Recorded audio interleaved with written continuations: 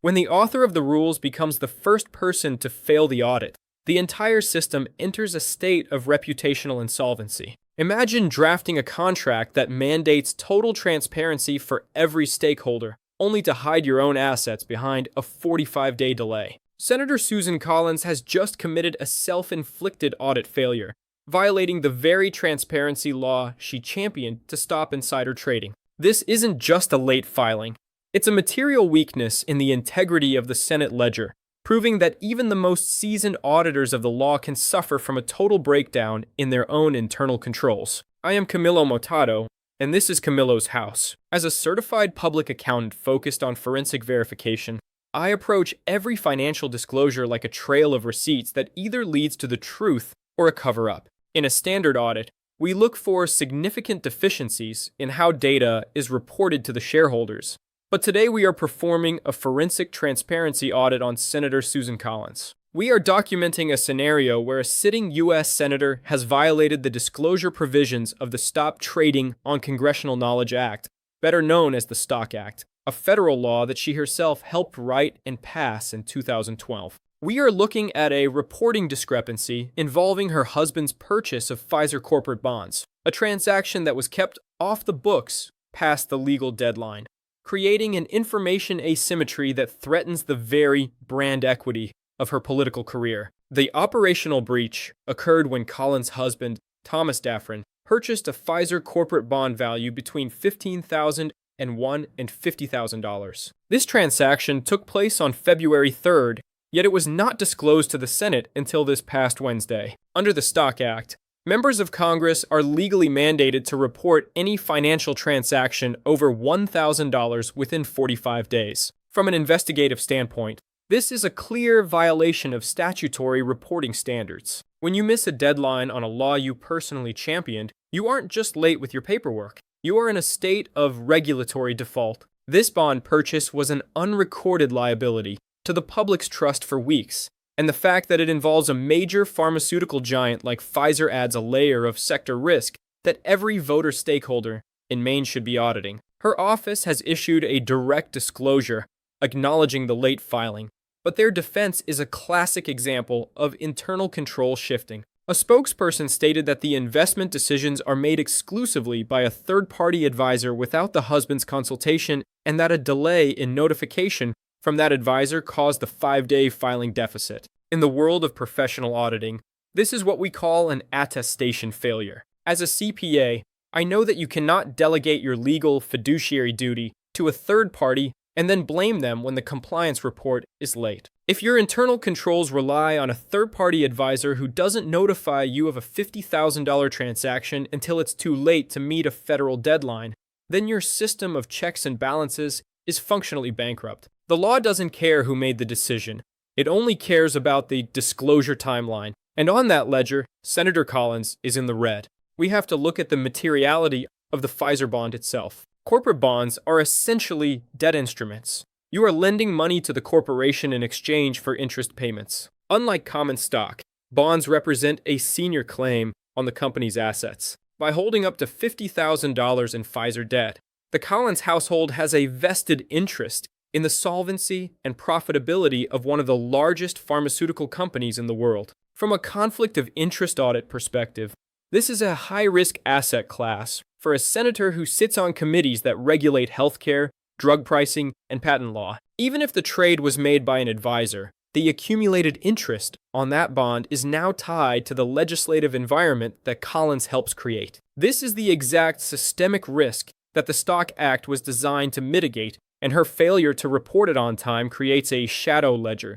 that prevents the public from performing its own due diligence. The reputational impairment for Senator Collins is particularly severe because she was a champion of this specific law. In 2012, the STOCK Act was hailed as a landmark anti-corruption measure intended to prove that insider information wouldn't be used for personal capital appreciation. When a primary author of a regulation fails to comply with its most basic filing requirements, it signals to the market that the rules are optional for the executive management. This is a management override of controls. If the senator cannot manage the transparency ledger of her own household, how can she be trusted to audit the trillion-dollar balance sheet of the United States government. This violation isn't a rounding error. It is a material misstatement of her commitment to the rule of law. This reporting failure also creates a strategic opportunity for her political competitors. As we have documented here at Camillo's house,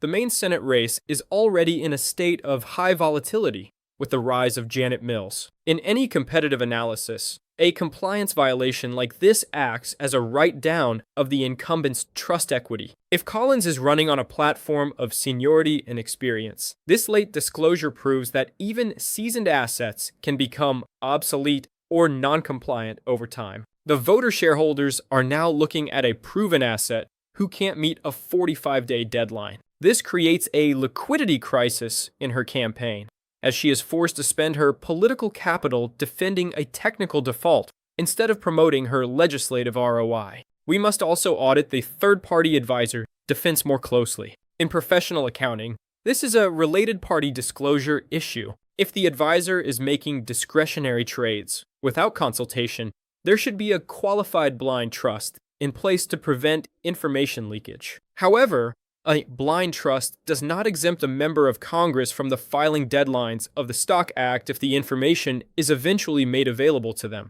The 5-day delay might seem minor in a non-material sense, but in the legal ledger, a missed deadline is a binary event. You are either in compliance or you are not. By acknowledging the violation, her office has certified the error, leaving the public auditors to decide if the penalty should be more than just a minor fine. The social cost of these violations is a systemic erosion of trust. When the regulators are seen as exempt from their own internal controls, the valuation of the entire democratic process drops. This is what we call a market failure of integrity. The Stock Act was supposed to be the standard operating procedure that restored the parity of information between the government and the governed. By failing to report the Pfizer bond, Collins has created an audit gap where the public didn't know for 50 days that her family was a creditor to a major pharma corporation. In a high-risk environment where drug prices and healthcare policy are primary line items in the national debate,